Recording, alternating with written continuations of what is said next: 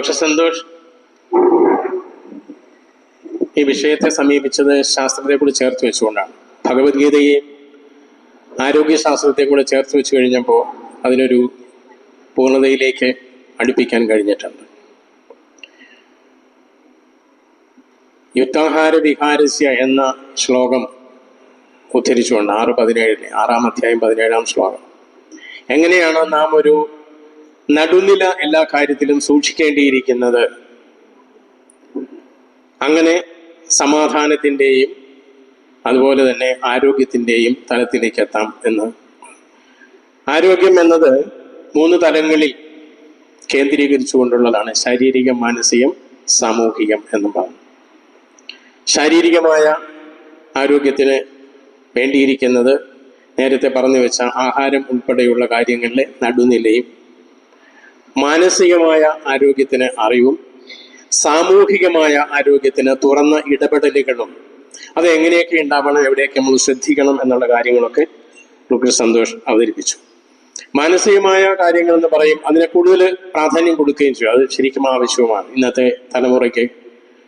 ഇന്നത്തെ തലമുറ എന്ന് നമ്മൾ പറയുന്നില്ല, നമ്മൾ ഉൾപ്പെടെയുള്ള ഈ പഴയ തലമുറയിലും ഒക്കെ ഉള്ള ഒരവസ്ഥയാണ്. ഇന്നൊരു പ്രത്യേകത നമ്മൾ കാണുന്നത്, കുട്ടികൾ നമ്മളൊക്കെ നിർബന്ധിച്ച് അല്ലെങ്കിൽ കുട്ടികളൊരു ഭ്രമത്തിന്റെ തലത്തിൽ പെട്ടുപോയി വിദ്യാഭ്യാസത്തിന്, എഞ്ചിനീയറിംഗിന്, MBBS ഒക്കെ ചെന്ന് പെട്ടതിന് ശേഷം വളരെ പെട്ടെന്ന് തന്നെ അവിടെ നിന്ന് എല്ലാം കളഞ്ഞിട്ട് മയക്കുമരുന്നിലേക്കൊക്കെ പോകുന്ന ഒരുപാട് സാഹചര്യങ്ങൾ നമ്മുടെയൊക്കെ ചുറ്റുപാടുകളിലുമുണ്ട്. ഇത് ഭഗവത്ഗീതയില് അർജുന വിഷാദ യോഗത്തിൽ അർജുനൻ തന്റെ തേര് 2 സേനകൾ സേനയോർ ഉഭയോർ മധ്യേ രഥം സ്ഥാപയമേ അച്യുത എന്ന് പറയുന്നൊരു സന്ദർഭമുണ്ട്. വലിയ അഹങ്കാരത്തോടുകൂടി തന്നെയാണ്. ആരാണ് എന്നോട് യുദ്ധം ചെയ്യാൻ ഇവിടെ വന്ന് നിൽക്കുന്നത്, അവരെയൊക്കെ എനിക്കൊന്ന് കാണട്ടെ എന്ന വളരെ അഹങ്കാര ഭാവത്തോടു കൂടി തന്നെ ചെന്ന് നിൽക്കുന്നുണ്ട്. എല്ലാം കണ്ടു കഴിയുമ്പോഴാണ് അറിയുന്നത്, വസ്തുത സമഗ്രമായി കാണുമ്പോഴാണ് അതിൽ നിന്നെല്ലാം എൻ്റെ ശരീരമൊക്കെ ഗാണ്ഡീവം സംസ്രതേ ഹസ്താത്, എൻ്റെ കയ്യിൽ നിന്നും എല്ലാം ഊർന്നു പോകുന്നു, അമ്പും വില്ലും എൻ്റെ ആയുധങ്ങളൊക്കെ ഊർന്നു പോകുന്നു എന്ന് പറയുന്ന അവസ്ഥ. ഇത് ഒരു ഡോക്ടർ സന്തോഷ് ഇവിടെ സൂചിപ്പിക്കുകയുണ്ടായി. വളരെ സിംബോളിക്കാണ്. എന്താണ് ഊർന്നു പോകുന്നത് എന്നുള്ളത്? നമ്മുടെ എല്ലാ ആയുധവും എല്ലാ മാനസിക അവസ്ഥയും തകർന്നു പോകുന്നതാണ്. കുട്ടികൾ നമ്മൾ നിർബന്ധിച്ച് ഇവിടെ കൊണ്ടെത്തിച്ചു കഴിയുമ്പോഴേക്കും ഇതിന്റെ സമഗ്രത, ആ സിലബസിന്റെ സമ്മർദ്ദം, ഇതിന്റെ ബുദ്ധിമുട്ടുകൾ മനസ്സിലാക്കി കഴിയുമ്പോഴത്തേക്കും അതിൽ നിന്നും ഒക്കെ ഒളിച്ചോടുന്ന അവരുടെ ടാലന്റിൽ, അവരുടെ സ്വധർമ്മത്തിൽ നിന്നും ആ സ്വധർമ്മത്തിലേക്ക് നമ്മൾ എത്തിക്കാതിരിക്കുന്നതുകൊണ്ടുണ്ടാകുന്ന ഒരു ഫ്രസ്ട്രേഷൻ കൂടിയാണ്. ഇത്തരത്തിൽ വളരെ സമഗ്രമായ ആരോഗ്യ ദർശനം ഭഗവത്ഗീതയെ ഒളിപ്പിച്ചു വച്ചിരിക്കുന്നു എന്നുള്ളത് ഡോക്ടർ സന്തോഷ് വിശദീകരിച്ചു. ഇനി നമുക്ക് അടുത്ത പ്രബന്ധത്തിലേക്ക് കടക്കാം. അടുത്ത പ്രബന്ധം അവതരിപ്പിക്കുന്നത് ഡോക്ടർ ശ്രീമതി VP സ്മിതാലേഖയാണ്. സ്മിതാലേഖ ID ഉദ്യോഗസ്ഥയായി റിട്ടയർ ചെയ്ത ആളാണ്. കണ്ണൂരിൽ നിന്നും വന്നിട്ടുള്ളതാണ്. മുൻപ് ഗുരുകുലത്തിൽ പല സന്ദർഭങ്ങളിലും വന്നിട്ടുണ്ട് എങ്കിലും ഒരു സ്ഥിരമായ പഠിതാവോ അല്ലെങ്കിൽ ഒരു പ്രബന്ധം അവതരിപ്പിക്കുകയോ ചെയ്തിട്ടില്ല. ആദ്യമായി ഗുരുകുലത്തിൽ ഒരു പ്രബന്ധം അവതരിപ്പിക്കുകയാണ്. ആദ്യമായിട്ടാണെങ്കിലും ഗുരു ദർശനത്തെ സംബന്ധിച്ചുമൊക്കെ കുറേയധികം ധാരണ ഉള്ള ആളാണ്. അപ്പോൾ നമുക്ക് ശ്രീമതി സ്മിതാലേഖ VPയെ ഏറെ ആദരവോടെയും സ്നേഹത്തോടെയും ഈ പ്രബന്ധം അവതരിപ്പിക്കുന്നതിനായി ക്ഷണിക്കാം. അവതരിപ്പിച്ച ശ്രീമതി PJ മധു, ഡോക്ടർ VK സന്തോഷ്, ഇന്നിവിടെ സന്നിഹിതരായിരിക്കുന്ന എല്ലാവർക്കും എൻ്റെ വിനീതമായ നമസ്കാരം. ഞാനിവിടെ അവതരിപ്പിക്കുന്ന പ്രബന്ധം ഗാന്ധിജിയുടെ രാമരാജ്യ സങ്കല്പവും ആധുനിക ദേശരാഷ്ട്ര സങ്കല്പവുമാണ്. ഗാന്ധിജിയുടെ മഹത്തായ രാമരാജ്യ സങ്കല്പം ആധുനിക ലോകത്തിൽ ഇന്ന് പ്രാവർത്തികമാണോ എന്ന് നമുക്കൊന്ന് വിചിന്തനം ചെയ്യാം. രാമരാജ്യ സങ്കല്പം എന്നത് ധാർമ്മിക മൂല്യങ്ങൾ, വികേന്ദ്രീകരണം, എല്ലാവർക്കും തുല്യനീതി എന്നിവയിൽ അധിഷ്ഠിതമായ ഒരു ആദർശ രാഷ്ട്രമാണ്. അതൊരു പ്രത്യേക മതവുമായി ബന്ധപ്പെടുന്നില്ല. പൗരന്റെ നന്മയ്ക്ക് പ്രാധാന്യം നൽകുന്നു.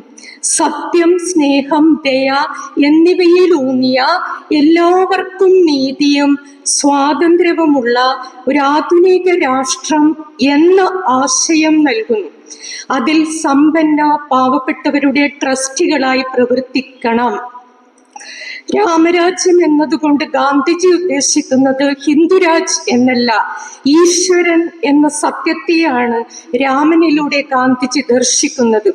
സ്നേഹവും കരുണയും സഹാനുഭൂതിയും പഠിപ്പിച്ച വാത്സല്യത്തിന്റെ പ്രതിരൂപമാണ് രാമൻ. ആ രാമനിൽ ഹിന്ദുവില്ല, വർഗീയവാദിയില്ല. രാമന്റെ രാജ്യത്ത് എല്ലാവരും തുല്യരാണ്. ശാന്തിയും സമാധാനവും പുലരുന്ന വികസനത്തിലൂന്നിയ ഒരു രാജ്യസങ്കല്പം, അത് സദ്ഭരണം പുലരുന്ന രാജ്യമാണ്. സദ്ഭരണം പുലരുന്ന രാജ്യത്തിന്റെ പ്രതീകമായതിനാൽ തന്നെ ദൈവരാജ്യമാണ്. രാമനും റഹീമും ഒരേ ദൈവമാണ്. രാമരാജ്യത്തിന്റെ ഈ വ്യാഖ്യാനം 100% ഭാരതീയമാണ്. ഏകം സത്വിപ്ര ബഹുധാ വദന്തിയും അദ്വൈതവും പിൻപറ്റുന്ന പാരമ്പര്യത്തിൽ രാമനും റഹീമും ഒന്നു തന്നെ എന്ന് ഗാന്ധിജി പറയുന്നതിൽ ഒരു അതിശയോക്തിയുമില്ല. ധാർമ്മികതയുടെ ആധാരത്തിലുള്ള ജനങ്ങളുടെ പരമാധികാരമാണ് ഇത്. സത്യത്തിന്റെയും നീതിയുടെയും ഒരേ ഒരു ദൈവത്തെ അല്ലാതെ മറ്റൊരു ദൈവത്തെയും ഗാന്ധിജി അംഗീകരിച്ചിരുന്നില്ല. രാജകുമാരനും ദരിദ്രനും തുല്യനീതി ഉറപ്പുവരുത്തുന്ന ധാർമ്മികതയിലൂന്നിയ ജനങ്ങളുടെ പരമാധികാരമാണ് രാമരാജ്യ സങ്കല്പത്തിന്റെ ഏറ്റവും വലിയ സവിശേഷത. പ്രകൃതിയുടെ എല്ലാ നിയമങ്ങളും അറിഞ്ഞ് ചിന്തയിലും വാക്കിലും പ്രവൃത്തിയിലും അതനുസരിക്കുന്നതിനുള്ള കഴിവ് നേടുന്നുവെങ്കിൽ നാം ഈശ്വരൻ തന്നെ ആയിത്തീരുമെന്ന് ഗാന്ധിജി നിരീക്ഷിക്കുകയും ചെയ്തു. അതിനാൽ ഈശ്വരാനുഭൂതിയാണ് പൂർണ്ണ ജീവിതം. ഈ പൂർണ്ണ ജീവിതം സാക്ഷാത്കരിക്കുമ്പോഴാണ് ദൈവരാജ്യം ഭൂമിയിൽ സ്ഥാപിതമാകുന്നത്. ഈ സത്യത്തിന് ഗാന്ധിജി നൽകിയ മറ്റൊരു പേരാണ് രാമൻ. ഈ രാമൻ ചരിത്രപരമായ രാമനല്ല, നിത്യനും ജനിക്കാത്തവനും രണ്ടാമതേതുമില്ലാത്തവനും ആണ്. ഈ മാതൃക ഇന്ന് നിലനിൽക്കുന്ന ഭരണ സമ്പ്രദായവുമായി യാതൊരു ബന്ധവുമില്ല. ഈ മാതൃക ജനാധിപത്യത്തെയോ മതാധിപത്യത്തെയോ പ്രതിനിധാനം ചെയ്യുന്നില്ല. എന്നാൽ മതത്തിന്റെയും ജനാധിപത്യത്തിന്റെയും അന്തസത്ത അത് പരിരക്ഷിക്കുന്നു. വ്യക്തികളുടെ അവകാശങ്ങൾ രാമരാജ്യത്തിൽ തികച്ചും ഭദ്രമാണ്. ഭരണം ധർമ്മനീതിയുടെ പരിപാലനത്തിൽ വേണ്ടി മാത്രമാണ്. ഇതിന്റെ വേറൊരു സവിശേഷത ആദർശ രാഷ്ട്ര വ്യവസ്ഥിതിയാണ്. രാഷ്ട്രീയ അധികാരം ഒരു ലക്ഷ്യമല്ല, അത് ജീവിതത്തിന്റെ എല്ലാ മണ്ഡലങ്ങളിലും ജനങ്ങളുടെ നിലവാരം മെച്ചപ്പെടുത്താനുള്ള ഒരു മാർഗം മാത്രമാണ്. സ്വയം നിയന്ത്രിക്കുവാനാകുമാറ് ദേശീയ ജീവിതം മെച്ചപ്പെട്ടാൽ പ്രതിനിധികളുടെ ആവശ്യമില്ലാതാകും. അത്തരമൊരു രാഷ്ട്രത്തിൽ ഓരോരുത്തരും അവരവരുടെ ഭരണാധികാരിയാണ്. ആദർശ രാഷ്ട്രത്തിൽ പോലീസുകാർ പരിഷ്കർത്താക്കളായിരിക്കും. രാമരാജ്യത്തിന്റെ രാഷ്ട്ര സംവിധാനമാണ് ഗ്രാമസ്വരാജ്. സ്വന്തം അസ്തിത്വം അധികാരവും ഉൾപ്പെടെ എന്തും ഈശ്വരാനുഭവത്തിനുള്ള ഉപാധിയായി മാത്രം കാണാനാകുമ്പോൾ മാത്രമേ അധികാരം അനാസക്തവും ജനകീയവുമാകുകയുള്ളൂ. ഹിംസയുള്ളയിടം രാമരാജ്യമാകില്ല. അഹിംസക്ക് മഹാത്മജി നൽകിയിരിക്കുന്ന അർത്ഥം സാർവലൗകിക സ്നേഹം എന്നാണ്.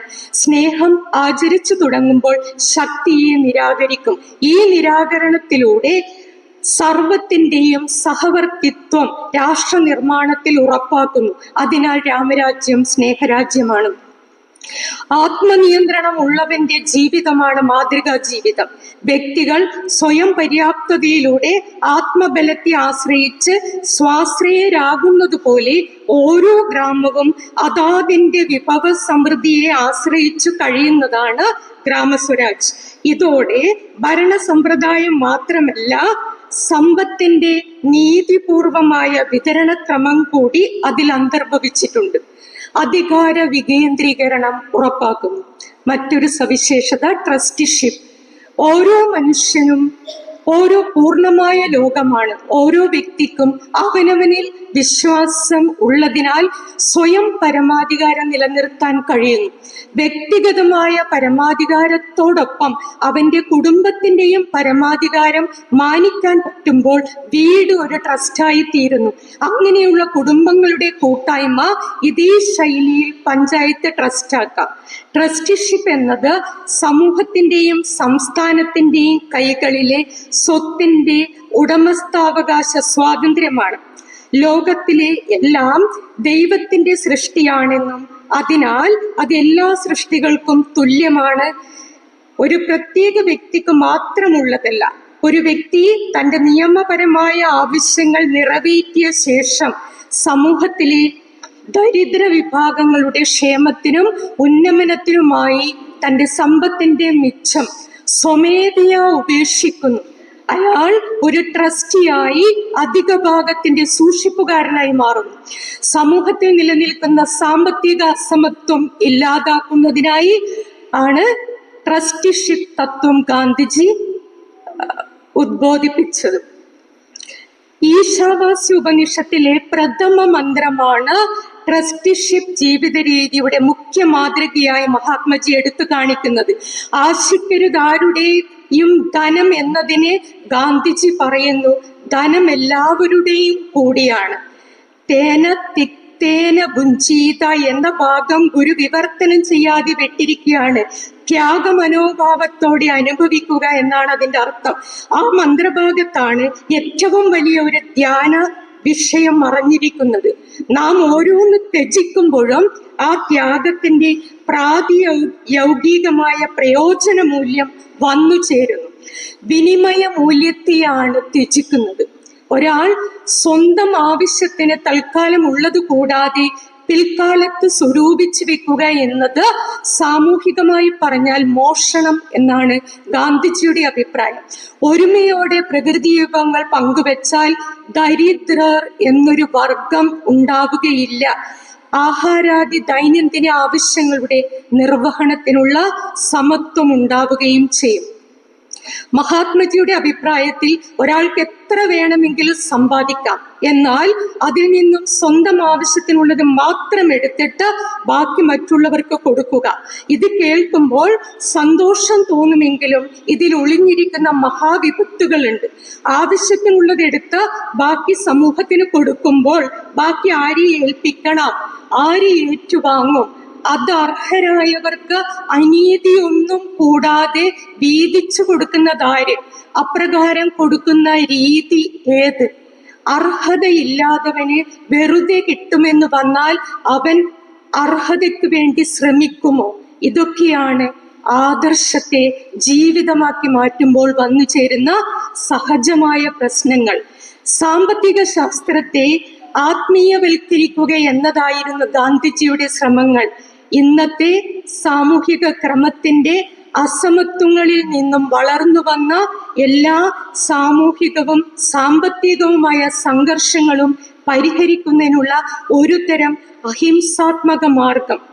അതിനാൽ സംസ്ഥാന നിയന്ത്രിത ട്രസ്റ്റിഷിപ്പിന് കീഴിൽ ഒരു വ്യക്തിക്ക് സമൂഹത്തിന്റെ താല്പര്യങ്ങൾ അവഗണിച്ച് സ്വാർത്ഥ സമൃദ്ധിക്കായി തന്റെ സമ്പത്ത് കൈവശം വെക്കാനോ ഉപയോഗിക്കാനോ സ്വാതന്ത്ര്യമുണ്ടാകില്ല.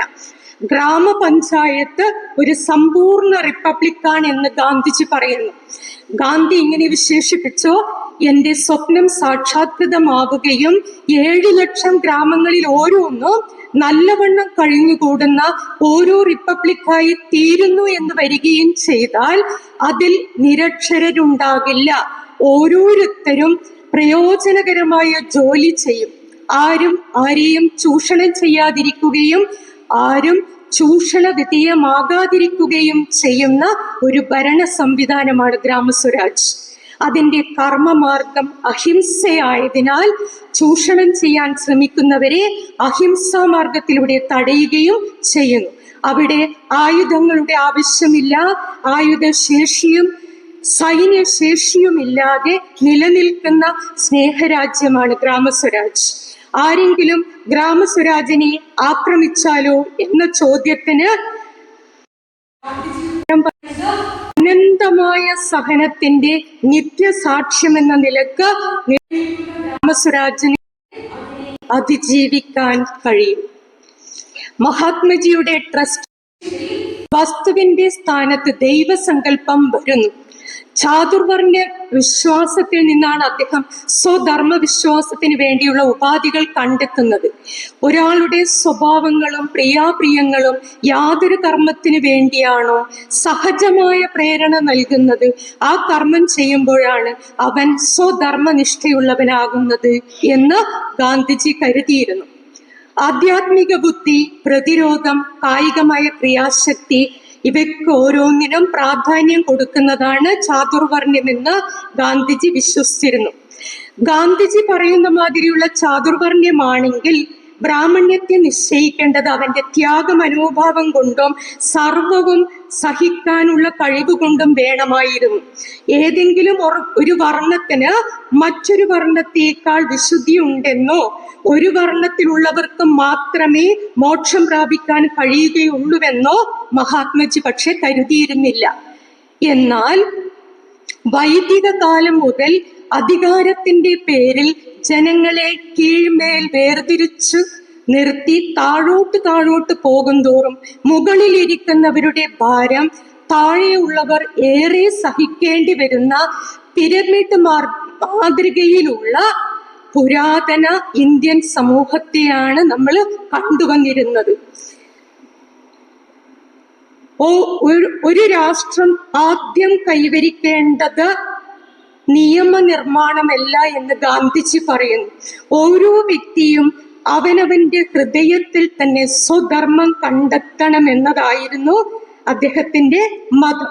ഒരു ഹിന്ദുവായിരിക്കുവാനോ ഒരു വിപ്ലവകാരി ആയിരിക്കുവാനോ അല്ല ഗാന്ധിജി ശ്രമിച്ചത്. ജനഹൃദയത്തിൽ ഗാന്ധിജി അന്വേഷിച്ചത് ദൈവത്തെയാണ്. ഗാന്ധിജിക്ക് ജനങ്ങളുടെ വികാരം അറിയാമായിരുന്നു. ത്യാഗമില്ലാതെ വന്നാൽ ഈ ലോകം നാശമാകും. ഹിന്ദുക്കളുടെ ആചാരമര്യാദകൾ താഴ്ന്ന ജാതിക്കാരെ കണക്കിലെടുത്തിരുന്നില്ല. എന്നാലും മഹാത്മജി അവർക്ക് വേണ്ടി ധീരമായി തന്നെ നിന്നു. പ്രായോഗികമായ സാമാന്യ ബുദ്ധിയോടൊപ്പം മനുഷ്യന് നിത്യമായ തകരാത്ത ഒരധിഷ്ഠാനം ഉണ്ടാക്കാൻ കഴിയും എന്നുള്ളതിന് മാതൃക ഗാന്ധി തന്നെയായിരുന്നു. വ്യക്തിപരമായ നിഷ്ഠകളും മാർഗങ്ങളുമാണ് ഗാന്ധിജിയെ ആകർഷിച്ചത്. അതിനായി ഗാന്ധിജി തന്നിൽ തന്നെ പരീക്ഷണങ്ങളിൽ ഏർപ്പെട്ടു. അത് ഗാന്ധിജിക്ക് മാത്രം അനുഷ്ഠിക്കാൻ കഴിയുന്ന ഒന്നായിരുന്നു. താൻ ചെയ്യുന്നതെല്ലാം ഒരു സമൂഹത്തിന് മുഴുവൻ ഇണങ്ങുന്നതാണെന്ന ചിന്തയല്ല ഗാന്ധിജിയെ നയിച്ചത്. അത് തനിക്ക് ശരിയായാൽ മതിയായിരുന്നു. ജാതിയുടെയും മതത്തിന്റെയും കാര്യത്തിൽ വ്യക്തി കേന്ദ്രീകൃതമായ ഒരു തത്വശാസ്ത്രം സൃഷ്ടിക്കുകയാണ് ചെയ്തത്. ഗുരുവാകട്ടെ സമൂഹത്തിന്റെ ആകെ ഉന്നമനം ലക്ഷ്യമാക്കിയാണ് പ്രവർത്തിച്ചത്. തന്നെ പോലെ ആകണമെന്ന് ഗുരു ഉദ്ബോധിപ്പിച്ചിരുന്നില്ല. വേദാന്തത്തെക്കുറിച്ച് അധികമൊന്നും പറയാതെ പ്രവർത്തിക്കുകയാണ് വേണ്ടതെന്ന് ഉപദേശിച്ചു. ഗാന്ധിജിയുടെ മനസ്സിലുണ്ടായിരുന്നത് മോക്ഷത്തിന്റെ കാര്യമാണ്.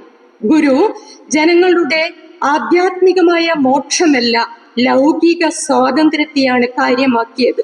ശരീരവും മനസ്സും ദൈവത്തിന് സമർപ്പിക്കുക, ഇതാണ് ഗാന്ധിജിയുടെ ദൈവശാസ്ത്രം. ഇതിനെ ഗുരു ഉന്നതമായി നവീകരിച്ചു. വെറുതെ ത്യാഗം ചെയ്യാനല്ല ഗുരു ഉദ്ബോധിപ്പിക്കുന്നത്. ലൗകിക സ്വാതന്ത്ര്യം വേണം. എന്തെങ്കിലും കയ്യിലുണ്ടെങ്കിലല്ലേ ത്യജിക്കാൻ പറ്റൂ. സമൂഹത്തിൽ നിന്ന് പുറത്താക്കപ്പെട്ടവർ എങ്ങനെ ത്യജിക്കും? ശരീരത്തെ ദേവാലയമായി ഗുരു കാണുന്നില്ല. ശുചിത്വവും ആരോഗ്യവും ഉണ്ടാകണം. പ്രവൃത്തിയിൽ നിന്ന് ഒഴിവാകുകയല്ല, സത്പ്രവൃത്തിയിൽ മുഴുകാനാണ് ഗുരുവിന്റെ ആഹ്വാനം. പ്രവർത്തിക്കുകയാണ് ഗുരുവിന്റെ ദൈവം.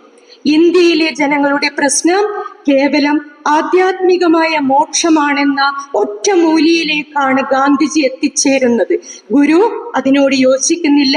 ആധ്യാത്മികമായ പ്രശ്നങ്ങളെ അമിതമായി വലുതാക്കരുതെന്നാണ് ക്ഷേത്രം, പ്രതിഷ്ഠ, ആരാധന, വേഷം തുടങ്ങിയ കാര്യങ്ങളിൽ ഗുരു സ്വീകരിച്ചത്.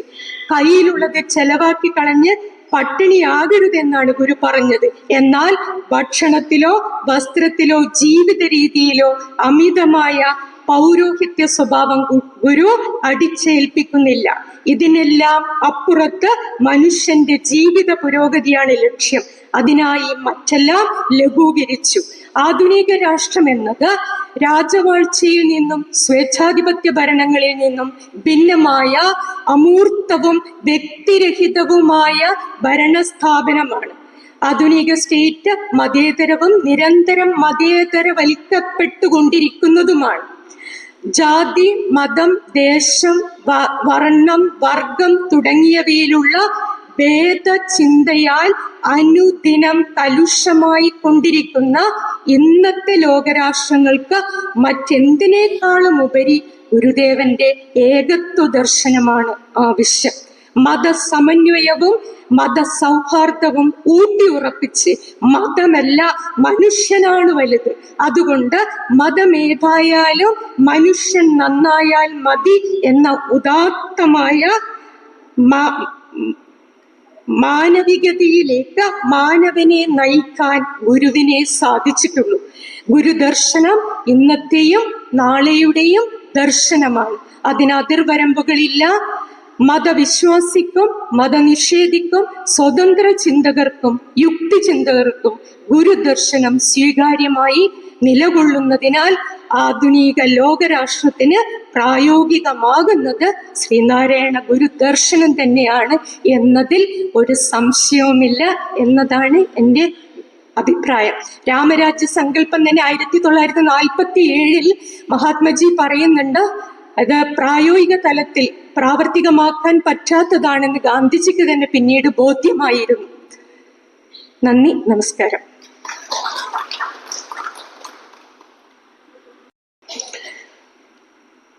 രാമരാജ്യ സങ്കല്പം വളരെ വിശദമായി അതിൻ്റെ ഓരോരോ വശങ്ങളിലേക്കും കടന്നു. ഗുരുവിൻ്റെ ദർശനവുമായി എങ്ങനെയാണ് രാമരാജ്യ സങ്കല്പം നിലകൊള്ളുന്നത് എന്നതും അവതരിപ്പിച്ചു. രാമരാജ്യ സങ്കല്പം ആനുകാലിക ദേശരാഷ്ട്ര സങ്കല്പവുമായി തട്ടിച്ചു നോക്കുമ്പോൾ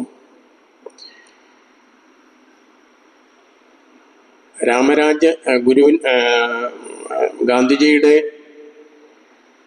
ഒരു സങ്കല്പം ഇന്ത്യൻ സ്വാതന്ത്ര്യമായ സന്ദർഭത്തിൽ ഗാന്ധിജി പറഞ്ഞത്, ഇന്ത്യ സ്വാതന്ത്ര്യമാകുമ്പോൾ ഇന്ത്യക്ക് വേണ്ടിയിരിക്കുന്നത് സോവിയറ്റ് റഷ്യയെ പോലുള്ള ഒരു അതോറിറ്റേറിയൻ ഭരണകൂടമോ ഫാസിസ്റ്റ് ഭരണകൂടമോ നാസിസ്റ്റ് ഭരണകൂടമോ അല്ല. അതൊക്കെ ഓരോരോ രാജ്യത്തിനും അവരവർക്ക് യോജിക്കുന്ന തരത്തിലുള്ള ഭരണകൂടം ഉണ്ടായതാണ്. ഇന്ത്യയുടെ ഹൃദയത്തിന് യോജിക്കുന്ന ഒരു ഭരണമാണ് നമുക്ക് വേണ്ടിയിരിക്കുന്നത്. ധർമ്മത്തിൽ അധിഷ്ഠിതമാവണം എന്ന് ഗാന്ധിജി പറഞ്ഞിരുന്നു.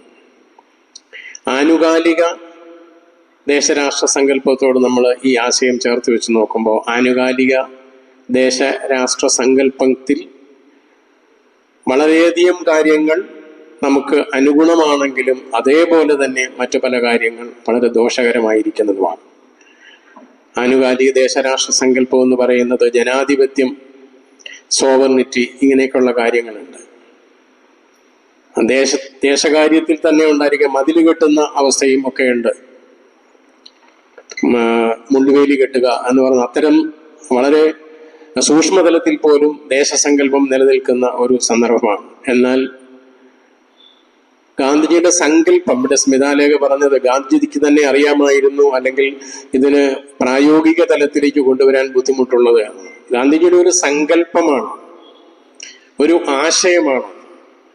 ഒരു നല്ല ആശയം മുന്നോട്ട് വെച്ച് കഴിഞ്ഞാൽ ആ ആശയത്തോടൊപ്പം നമ്മൾ സഞ്ചരിക്കാൻ ശ്രമിക്കുക, അതിനെ ലക്ഷ്യമാക്കിക്കൊണ്ട് മുന്നോട്ട് പോവുക എന്നുള്ളതാണ്. അപ്പോൾ ആനുകാലിക ദേശരാഷ്ട്രം വാസ്തവത്തിൽ ചെയ്യേണ്ടിയിരിക്കുന്നത് ഈ ആശയത്തോട് എത്രമാത്രം യോജിച്ചു പോകാൻ കഴിയും. നമ്മൾ ഉപനിഷത്തുകളിലും ഒക്കെ ഉണ്ടായിരിക്കുന്ന നിരുപാധികമായ അല്ലെങ്കിൽ ആ പരമമായ സത്യത്തെ കുറിച്ച് പറയുമ്പോൾ ഒരു നിമിഷം കൊണ്ടോ അതിനെ സാധ്യമാവുക എന്നുള്ളതല്ല, അതിനെ ലക്ഷ്യമാക്കിക്കൊണ്ട് നമ്മുടെ ജീവിതത്തെ ചിട്ടപ്പെടുത്തുക എന്നുള്ളതാണ്. പതിയെ പതിയെ പതിയെ പതിയെ നമ്മൾ ആ ആശയത്തോട് യോജിക്കുക എന്നുള്ളതാണ്. അപ്പൊ ഗാന്ധിജിയുടെ ആശയത്തിന് സ്മിതാലേഖ ചൂണ്ടിക്കാണിച്ചതുപോലെ പല കാര്യങ്ങളിലും നമുക്ക് വിമർശനാത്മകമായി തന്നെ കാണേണ്ടതായിട്ടുമുണ്ട്. ചാതുർവർണ്ണ്യത്തെ സംബന്ധിച്ചൊക്കെ ഉണ്ടായിരിക്കുന്ന ഗുരു തന്നെ അതിനെ തിരുത്തിയിട്ടുണ്ട്. ഗുരു ആലുവ അദ്വൈതാശ്രമത്തിൽ ഉണ്ടായിരുന്നപ്പോൾ ചാതുർവർണ്ണ്യം മയാ സൃഷ്ടം എന്ന് പറയുന്ന ഭഗവത്ഗീതയിലെ ശ്ലോകത്തെ ഉദ്ധരിച്ചുകൊണ്ട് അത് വ്യക്തമാക്കാൻ ഒരു സാഹചര്യമുണ്ടായി. ചാതുർവർണ്ണ്യം കൊണ്ട് ഒരു ഡിവിഷൻ ഓഫ് ലേബർ എന്ന് പറയുന്ന പ്രയോജനം ചെയ്യൂലേ? ഓരോരുത്തരും ഓരോരോ ജോലികളിൽ പ്രാവീണ്യം നേടിക്കഴിഞ്ഞാൽ അത് വളരെ നല്ലതല്ലേ എന്ന് ഗുരുയോട് ചോദിക്കുന്നുണ്ട്. ഗാന്ധിജി അങ്ങനെ പറഞ്ഞ് അതുമായി ബന്ധപ്പെട്ടതിനെ സാധൂകരിച്ചുകൊണ്ട് പറഞ്ഞതും അദ്ദേഹം അവതരിപ്പിക്കുമ്പോൾ ഗുരു പറയുന്നുണ്ട്, അത് ചാതുർവർണ്ണ്യം മയാ സൃഷ്ടം എന്ന് പറയുന്ന അതിനെ അടിസ്ഥാനപ്പെടുത്തിക്കൊണ്ടല്ലേ ഗാന്ധിജി പറയുന്നത്. അവിടെ ഗുണകർമ്മ വിഭാഗശഃ എന്ന ഗുണത്തിന്റെയും അതിനനുസരിച്ചുള്ള കർമ്മവും അത്തരത്തിൽ നിന്നാണ്. അപ്പം എല്ലാ മനുഷ്യനിലും ഗുണങ്ങളുണ്ട്, ആ ഗുണങ്ങൾ മുന്തി നിൽക്കുന്നുണ്ട്. ആ ഗുണത്തിനനുസരിച്ച് മാത്രമാണ് അവർക്ക് മുന്നോട്ട് പോകാൻ കഴിയുകയുള്ളൂ എന്ന ആശയമാണ് ഇവിടെ നിൽക്കുന്നു എന്ന് പറയുന്നത്, ഭഗവത്ഗീതയിൽ നിൽക്കുന്നത്. ചാതുർവർണ്ണ്യം മയാ സൃഷ്ടം ഗുണകർമ്മ വിഭാഗശഃ എന്ന് പറയുന്ന ഭാഗമാണ്.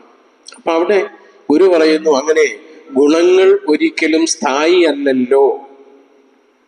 ഗുണങ്ങളെ അടിസ്ഥാനപ്പെടുത്തിക്കൊണ്ടാണ് ഈ 4 വർണ്ണങ്ങൾ ഉണ്ടാക്കിയിരിക്കുന്നതെങ്കിൽ അതിന്റെ ഒരു വസ്തുത ശങ്കരാചാര്യ സ്വാമികൾ അതിനെ വിശദീകരിച്ചിരിക്കുന്നത് എങ്ങനെയാണ്?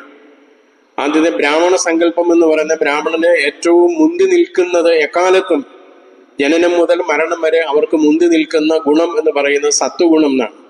തൊട്ടു താഴെ രജോ ഗുണവും അതിന് തൊട്ടു താഴെ തമോ ഗുണവും നിലനിൽക്കുന്നവരാരാണോ അവരെയാണ് ബ്രാഹ്മണർ എന്ന് ശങ്കരാചാര്യ സ്വാമികളുടെ വ്യാഖ്യാനം. ഇനിയും രണ്ടാമത്തെ വിഭാഗം ക്ഷാത്രിയ വിഭാഗം എന്ന് പറയുന്നത് രജോ ഗുണം മുന്തി നിൽക്കുകയും തൊട്ടു താഴെ സത്വഗുണവും അതിന് താഴെ തമോ ഗുണവും ഉണ്ടെന്നാണ്. വൈശ്യ വിഭാഗത്തിന് രജോ ഗുണം മുന്തി നിൽക്കുകയും തൊട്ടു താഴെ സത്വഗുണത്തിന് പകരം തമോ ഗുണം നിൽക്കുകയും അതിന് താഴെ സത്വഗുണം നിൽക്കുന്നു എന്നാണ്. ഇനി ഏറ്റവും അവസാനത്തെ വിഭാഗത്തിന് ശൂദ്ര വിഭാഗത്തിന് ഏറ്റവും മുന്തി നിൽക്കുന്നത് തമോ ഗുണവും തൊട്ടു താഴെ രജോ ഗുണവും അതിന് താഴെ സത്വഗുണവും എന്ന രീതിയിലാണ് വിശദീകരിച്ചിരിക്കുന്നത്. ഇതൊക്കെ സങ്കല്പങ്ങൾ മാത്രമാണ്. ഗുണങ്ങൾ എല്ലാ മനുഷ്യനിലും ഈ പറയപ്പെടുന്ന വ്യത്യാസങ്ങളെല്ലാം ഉണ്ട്. അതിനെ ഒരു പേരിട്ട് വിളിക്കുന്നതാണല്ലോ ഈ 3 തരത്തിൽ. അങ്ങനെയാണ് എങ്കിൽ ജനിച്ച അന്ന് മുതൽ ഒരാൾ ഈ സത്വഗുണത്തിൽ മുന്തി മാത്രം നിൽക്കുകയാണ് എങ്കിൽ വാസ്തവത്തിൽ അയാൾക്ക് ഒന്നും ചെയ്യാൻ കഴിയാത്തൊരവസ്ഥയാണ്. ആഹാരം പോലും കഴിക്കണമെന്നുണ്ടെങ്കിൽ ഈ രജോ ഗുണം ഒന്ന് ഉണർന്നു വന്നെങ്കിലേ പറ്റുള്ളൂ. അതുപോലെ ഉറങ്ങണമെങ്കിൽ തമോ ഗുണം മുന്തി നിന്നെങ്കിലേ പറ്റുള്ളൂ. അപ്പൊ നമ്മളുടെ ജീവിതത്തിൽ ഒരു ദിവസം നോക്കിക്കഴിഞ്ഞാൽ ഈ 3 ഗുണങ്ങളും ഓരോരോ സന്ദർഭങ്ങളിൽ വളരെ ശാസ്ത്രീയമായിട്ടാണ് ഗുരുവോട് പറഞ്ഞിരിക്കുന്നത്. ഓരോ സന്ദർഭങ്ങളിലും ഈ ഗുണങ്ങൾ മാറി മാറി വന്നുകൊണ്ടിരിക്കും. വൈകിട്ട് കിടന്ന് ഉറങ്ങണമെങ്കിൽ തമോ ഗുണം മുന്തി വന്നെങ്കിലേ പറ്റുകയുള്ളൂ. തമോ ഗുണം ഏറ്റവും താഴെ കിടക്കുന്ന ഒരാൾക്ക് ഉറങ്ങാൻ വരില്ല. അപ്പൊ നമ്മൾ വൈകിട്ട് പൊറോട്ടയും ചപ്പാത്തി അങ്ങനെ മാംസമൊക്കെ കഴിച്ചു കഴിഞ്ഞാൽ രജോ ഗുണം മുന്തി നിൽക്കും. കൂടുതൽ നട്ട്സൊക്കെ രാത്രി കഴിച്ചു കഴിഞ്ഞാൽ രജോ ഗുണം മുന്തി നിൽക്കും. അത് പിന്നെ തമോ ഗുണത്തിലേക്ക് എത്തുന്നത് വരെയും നമ്മൾ ഉറക്കം വരില്ല. അപ്പോ അതുപോലെ രാവിലെ എഴുന്നേൽക്കണമെന്നുണ്ടെങ്കിൽ നമുക്ക് രജോ ഗുണം ഉണ്ടെങ്കിലേ പറ്റുകയുള്ളൂ. അപ്പൊ സൂര്യപ്രകാശമൊക്കെ ഉണ്ടാകുമ്പോഴേക്കും നമ്മൾ ചാടി എഴുന്നേക്കും. എന്തായാലും നമുക്ക് നല്ല ശ്രദ്ധ കിട്ടണമെങ്കിൽ നമുക്ക് സത്വഗുണം ഉണ്ടെങ്കിലേ പറ്റുള്ളൂ. ശ്രദ്ധ കേന്ദ്രീകരിക്കുന്നതിന് ജോലി ചെയ്യണമെങ്കിൽ രജോ ഗുണം വേണം. ഉറങ്ങണമെങ്കിൽ അപ്പൊ ഈ 3 ഗുണങ്ങളും മനുഷ്യനിൽ എപ്പോഴും ഒരു ദിവസം തന്നെ ഓരോരോ സന്ദർഭങ്ങളിൽ മാറി മാറി വന്നുകൊണ്ടിരിക്കുകയാണ്. നാളെ രാവിലെ എഴുന്നേറ്റ് ഇഡ്ഡലി ഉണ്ടാക്കണമെങ്കിൽ ആ ഇഡ്ഡലി ഉണ്ടാക്കാൻ പോകുന്ന ആള് ഒരുപാട് കാര്യങ്ങൾ അറിഞ്ഞിരിക്കണം. അപ്പൊ അയാളിലെ സത്വഗുണം ഉണർന്നെങ്കിലേ അറിവുണ്ടാവുകയുള്ളൂ. അയാൾ അമ്മയിൽ നിന്നോ ആരിൽ നിന്നോ ഒക്കെ പഠിച്ച് മനസ്സിലാക്കുന്ന ആ ശ്രദ്ധ അവിടെ ഉണ്ടെങ്കിലേ പറ്റുകയുള്ളൂ. ഇനിയും ഇഡ്ഡലി ഉണ്ടാക്കണമെങ്കിൽ ഇന്ന് പോയി അരി വാങ്ങിച്ചുകൊണ്ട് വരണം. അതിനയാള് കാശുണ്ടാക്കണം. അപ്പൊ അയാളിലെ ഈ 3ാമത്തെ സ്വഭാവം ഉണരുകയാണ്, വൈശ്യ സ്വഭാവം ഉണരുകയാണ്. പണം ഉണ്ടാക്കുക എന്ന് പറയുന്നത്, ജോലി ചെയ്യുക എന്ന് പറയുന്നത്, കൃഷിയിൽ കൂടി ഏതെങ്കിലും തരത്തിലൊക്കെ ജോലി ചെയ്യുക എന്ന് പറയുന്നത്. ഇനി അയാളിത് അരച്ചു വെച്ച് പിറ്റേ ദിവസം രാവിലെ ഇത് ഉണ്ടാക്കുക എന്ന് പറയുമ്പോൾ രാവിലെ എഴുന്നേറ്റ് ഇതെല്ലാം ഉണ്ടാക്കുന്നതിന് വേണ്ടി അയാൾക്ക് രജോ ഗുണം ഉണ്ടായേ പറ്റുള്ളൂ. വാസ്തവത്തിൽ ഈ 4 സ്വഭാവവും നമ്മിലെല്ലാം എപ്പോഴും ഉണ്ട് എന്നുള്ളതാണ്. എല്ലാ സർക്കാർ ഉദ്യോഗസ്ഥന്മാരും ശൂദ്രന്മാരാണ്. ക്ഷൂദ്രഭാവമില്ലാത്ത ഒരാളിന് മറ്റൊരാളിനെ എങ്ങനെയാണ് അംഗീകരിക്കാൻ കഴിയുക? ക്ഷുദ്രഭാവം എന്ന് പറഞ്ഞാൽ വിധേയത്വത്തിന്റെ ഒരു തലം എന്നാണ് ശങ്കരാചാര്യ സ്വാമികൾ പറഞ്ഞു വെച്ചിരിക്കുന്നത്. അപ്പൊ വിധേയത്വം, നമ്മൾ ആദ്യം സർക്കാരിനെ അംഗീകരിക്കണം. എനിക്ക് അങ്ങനെയൊന്നും നിയമമൊന്നും അംഗീകരിക്കാൻ പറ്റില്ല, എനിക്ക് ഇങ്ങനെ തോന്നുന്ന പോലെ പോകുമെന്ന് പറഞ്ഞു കഴിഞ്ഞാൽ അയാൾക്ക് ഒരിക്കലും ഒരു സർക്കാർ ഉദ്യോഗസ്ഥനാകാൻ പറ്റില്ല. അപ്പൊ അയാളൊരു ക്ഷൂദ്രഭാവം അവിടെ ഉണ്ട് എന്നുള്ളതാണ്. വാസ്തവത്തിൽ നമ്മുടെ കുഞ്ഞുങ്ങളെ എടുത്ത് തോളിൽ വെച്ചുകൊണ്ട് പോകുമ്പോഴും ഇത് തന്നെയാണ്. കുഞ്ഞുങ്ങളെ വളർത്തണമെങ്കിൽ നമുക്ക് ഈ ക്ഷൂദ്രഭാവം ഉണ്ടാവണം. കുഞ്ഞുങ്ങളെ വളർത്തണമെങ്കിൽ നമുക്ക് ഈ രജോ ഗുണം മുന്നിൽ നിൽക്കുന്നതായ വൈശ്യ സ്വഭാവം ആവശ്യമാണ്. നമ്മുടെ കുഞ്ഞിനെ ഒരു പട്ടി കടിക്കാൻ വരുമ്പോഴത്തേക്ക് നമ്മളെപ്പോലും നമ്മൾ മറന്നുകൊണ്ട് ഓടിച്ചെന്ന് കോരിയെടുക്കുന്നെങ്കിൽ അവിടെ നമ്മളിലെ ക്ഷാത്രീയ ഭാവം ഉണരുകയാണ്. അപ്പൊ ഒരു മനുഷ്യൻ ഇതെല്ലാം മാറി മാറി വന്നുകൊണ്ടിരിക്കും. കാലാവസ്ഥയും നമ്മളുടെ ആഹാരവും ഒക്കെ അനുസരിച്ച് സമയത്തിന് തന്നെ ഈ 3 സ്വഭാവമുണ്ട്. സത്വ സ്വഭാവമുണ്ട്, സത്വഗുണം ഉണ്ടായിരിക്കുന്ന സാത്വിക് ടൈം എന്ന് പറയാൻ കഴിയും. വെളുപ്പിനെ 3:30 മുതൽ ഒരു 7 മണി വരെയുള്ള സമയത്ത് എന്ത് പഠിച്ചാലും എത്ര ഗംഭീരമായിട്ട് മനസ്സിലാക്കാൻ കഴിയുക. അതുപോലെ ഉറക്കം വരുന്ന സമയമില്ലേ, ഇപ്പോൾ ഇവിടെ കേട്ടുകൊണ്ടിരിക്കുമ്പോൾ ഒരു 12 മണിയൊക്കെ ആയി കഴിഞ്ഞപ്പോഴത്തേക്ക് നമുക്ക് സ്വാഭാവികമായിട്ട് ഉണ്ടാകുന്ന ഒരു തൂക്കമുണ്ട്. അപ്പോൾ തമോ ഗുണം മുന്തി വരികയാണ്. ഇതെല്ലാം വെച്ചുകൊണ്ട് വളരെ സമഗ്രമായിട്ടാണ് ഗുരു പറഞ്ഞിരിക്കുന്നത്, ഗുണങ്ങൾ സ്ഥായി അല്ലല്ലോ. അപ്പൊ ഈ കാര്യത്തിൽ നമുക്ക് ഗാന്ധിജിയോട് ഒരിക്കലും യോജിക്കാൻ കഴിയുന്നില്ല എന്നുള്ളൊരു വസ്തുതയാണ് പ്രബന്ധകാരി അവിടെ അവതരിപ്പിച്ചത്. മറ്റൊരു വസ്തുത പറഞ്ഞത് ഗുരുവിൻ്റെ ദർശനം ഏകത്വ ദർശനം എന്നുള്ളതാണ്. ഗാന്ധിജിയുടെ ദർശനത്തിൽ ഏകത്വ ദർശനം ഉണ്ടോ എന്ന് ചോദിച്ചു കഴിഞ്ഞാൽ തീർച്ചയായിട്ടും ഏകത്വ ദർശനം ഉണ്ട്. ഗാന്ധിജി ഒരു രാഷ്ട്രീയ നേതാവാണെന്ന് കൂടി കണ്ടുകൊണ്ട് വേണം നമ്മൾ ഗാന്ധിജിയുടെ പരിമിതികളിലേക്ക് കടക്കേണ്ടിയിരിക്കും. ഗാന്ധിജി എന്ന തത്വചിന്തകനെ നമ്മൾ എടുക്കുമ്പോൾ ഈ പരിമിതികൾ തീർച്ചയായിട്ടും ചൂണ്ടിക്കാണിക്കാതെ നിവൃത്തിയില്ല എന്നുള്ളതാണ്.